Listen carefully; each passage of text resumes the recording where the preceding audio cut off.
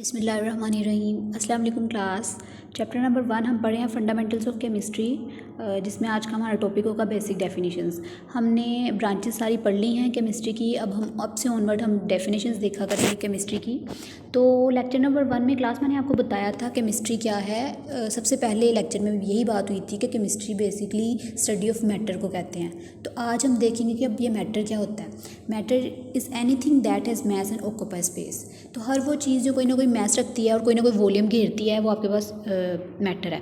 अब आप अपने इर्द गिर्द देख सकते हैं, हर चीज़ आपको मैटर ही नज़र है। आप कहेंगे फिर तो सारी चीज़ें मैटर ही हैं, तो यस, ये सब चीज़ें मैटर ही हैं। ये आपको चेयर है, टेबल है, इनफैक्ट हवा है, वो आपको नज़र नहीं आ रही, लेकिन वो कोई ना कोई मैस रख रही है और कोई ना कोई वॉल्यूम जो है, बल्कि वो पूरा एटमॉस्फेयर उसने ऑक्यूपाई किया हुआ है, वो भी एक मैटर है। लिक्विड भी मैटर है, सॉलिड्स भी मैटर है। तो हर चीज़ ये जो कोई ना कोई मैस रख रही है और वॉल्यूम ऑक्यूपाई कर रही है, वो आपके पास मैटर होती है। अब इस मैटर की 3 फिजिकल स्टेट्स हो सकती हैं। ये गैस फॉर्म में हो सकता है, ये लिक्विड फॉर्म में हो सकता है, ये सॉलिड फॉर्म में हो सकता है। थोड़ा हायर क्लासेस में जाके आप प्लाज्मा की भी एक फॉर्म देखेंगे। तो उसके बाद हम देखेंगे फिजिकल और केमिकल प्रॉपर्टीज़ क्या होती हैं। ठीक, अब इसी मैटर की फिजिकल और केमिकल प्रॉपर्टीज़ भी कुछ होती हैं। फिजिकल प्रॉपर्टीज़ क्लास को सारी प्रॉपर्टीज़ जो फिजिकल स्टेट से रिलेट करती हैं ना, वो फिजिकल प्रॉपर्टीज़ होती हैं। जैसे कोई चीज़ अगर गैसियस फॉर्म में है तो उसका बॉइलिंग पॉइंट कम है, अगर वो लिक्विड फॉर्म में तो बॉइलिंग पॉइंट ज़्यादा है। यानी कि इस पे डिपेंड करना, फिजिकल स्टेट पे जो डिपेंड करती हैं प्रॉपर्टीज़, वो फिजिकल प्रॉपर्टीज़ होती हैं। स्मेल, टेस्ट और शेप वगैरह, यानी कि जो चीज़ें आप अपनी 5 सेंसेस से फील कर सकते हैं ना, वो फिजिकल प्रॉपर्टीज़ हैं। जैसे ये टेबल है, ये हार्ड है, मैं इसको हाथ लगा के देख सकती हूँ, ये हार्ड है, इसका इट मीन्स ये सॉलिड है और फिजिकल स्टेट से ये रिलेट कर रहा है। तो आंखों से देख के मैं किसी चीज़ की शेप देख सकती हूँ, टच करके उसकी हार्डनेस फील कर सकती हूँ, स्मेल कर सकती हूँ, उसको टेस्ट कर सकती हूँ। तो ये सारी की सारी जो प्रॉपर्टीज़ होती हैं ना, ये फिजिकल प्रॉपर्टीज़ होती हैं। नेक्स्ट आपके पास है केमिकल प्रॉपर्टीज़। वो सारी प्रॉपर्टीज़ जो मैटर की कंपोजिशन पे डिपेंड करती हैं, वो केमिकल प्रॉपर्टीज़ होती हैं। लाइक वाटर जो है वो हाइड्रोजन और ऑक्सीजन से मिलकर बना है, जब ये टूटेगा तो हाइड्रोजन और ऑक्सीजन गैस में ही टूटेगा। तो इस तरह की जो प्रॉपर्टीज़ हैं जो कंपोजिशन पर डिपेंड करें, वो सारी की सारी केमिकल प्रॉपर्टीज़ होती हैं। नेक्स्ट आपके पास कुछ बेसिक टर्म्स हैं, आपने इनको एज सच ही याद करना है और ये टर्म्स आपकी फिंगर टिप्स पे होने चाहिए। ये केमिस्ट्री की बेसिक्स हैं सब। सबसे पहले हम देखें कि सब्सटेंस क्या है। मैटर जब अपने प्योर फॉर्म में है तो वो सब्सटेंस है। वो सॉलिड भी सब प्योर फॉर्म में हो सकता है, लिक्विड भी हो सकता है, गैस भी हो सकती है। तो बेसिक ये है कि जिस टाइम पे भी मैटर अपने प्योर फॉर्म में होता है, वो उसको सब्सटेंस कहेंगे हम। जब वो इम्प्योर फॉर्म में होता है, उसको हम मिक्सचर बोलते हैं। इम्प्योर मतलब उसमें कोई ना कोई इम्प्योरिटीज़ होती हैं, या कोई भी और एलिमेंट किसी और बगैर किसी फिक्स रेशियो के साथ पाया जा रहा होता है, तो आपके पास मिक्सचर होता है। उसके बाद एलिमेंट वर्ल्ड, ये पूरी की पूरी जो यूनिवर्स है, ये नेचुरल एलिमेंट्स 92 उन्हीं से मिलके ये सारी की सारी यूनिवर्स बनी है। तो एलिमेंट्स हम पीरियोडिक टेबल आप सबने देखा होगा, उसमें जो सारे के सारे हमने रखे हैं, जो प्लेसमेंट जिनकी की है, वो एलिमेंट्स ही हैं। तो आज हम इसकी डेफिनेशन देखेंगे कि एलिमेंट्स होते क्या हैं।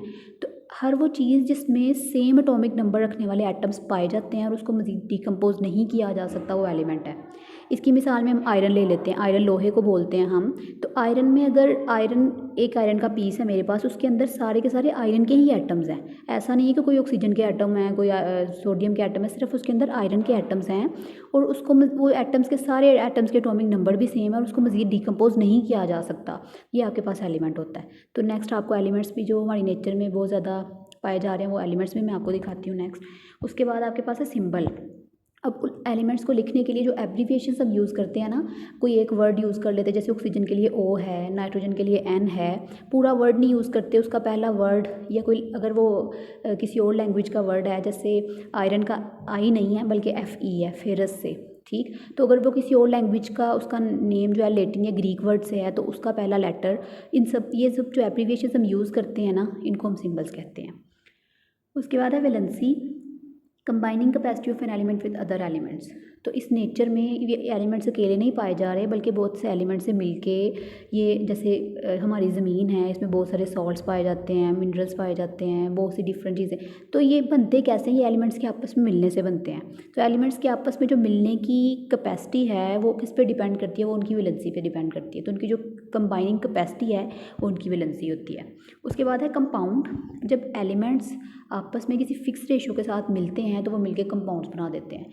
जैसे कंपाउंड्स की एग्जांपल में हमारे पास आप शुगर ले सकते हैं, C12H22O11 है, ये आपके पास एक कंपाउंड है जिसमें कार्बन, हाइड्रोजन और ऑक्सीजन एक फ़िक्स रेशियो में आपस में मिले हुए हैं। तो इस तरह की सब चीज़ें जो हमें अपनी नेचर में ऐसी नज़र आती हैं वो सारी की सारी कंपाउंड्स होंगी। लेकिन जिसमें फ़िक्स रेशियो नहीं है वो कंपाउंड नहीं है। जैसे मिल्क आपके जहन में आता होगा, उसमें उसका कोई प्रॉपर कोई फॉर्मूला नहीं है तो वो आपके पास मिक्सचर में आएगा। लेकिन जिसका कोई प्रॉपर फिक्स रेशियो के साथ एलिमेंट्स मिले हों और कोई ना कोई फॉर्मूला होता हो वो आपके पास कंपाउंड्स होते हैं। ये क्लास मैंने नेक्स्ट आपको एलिमेंट्स दिखाए हैं सारे।